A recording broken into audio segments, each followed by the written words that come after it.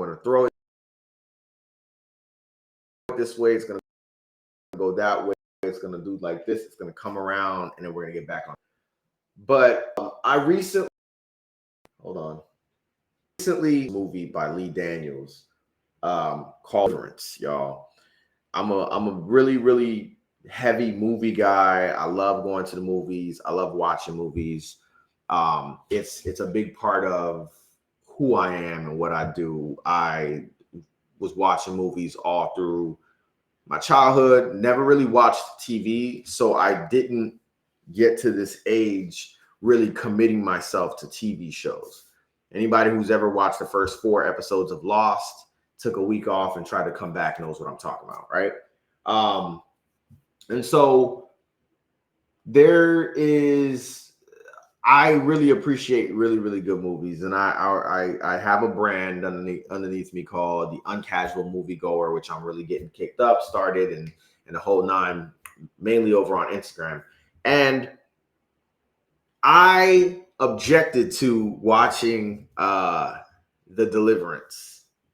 And I was trying to explain that, I don't want to watch it because I heard bad things about it. I listen to movie reviews. Like, I watch movie reviews. I listen to movie reviews. I read reviews on Twitter and all the necessary places, IMDb and all that kind of stuff. But I also would not watch a horror movie from Lee Daniels. Lee Daniels is not a horror director. And despite how excited we get about watching movies that represent us and represent our culture, you can really fuck that up. You could really, really mess that up real bad. And I also noticed the casting of Glenn Close was kind of off-putting and things like that. So it was just really, really weird. So here I am, kind of having this discussion with E, and she started talking about like true crime and wanting to watch true crime. I was talking about watching horror, right? So then we had a conversation of true crime versus horror. And like I mentioned at the beginning of this live, I watch scary videos sometimes. I like horror movies. That's the number one.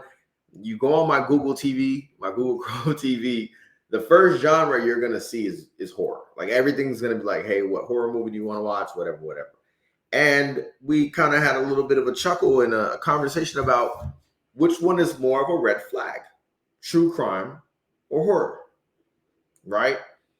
And by the way, if you guys saw The Deliverance on Netflix, please comment with your feedback. Like, what did you think of the movie?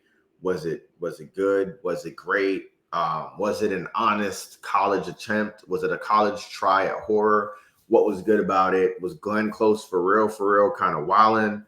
Just drop your comments into the chat. Same thing with YouTube and Twitch.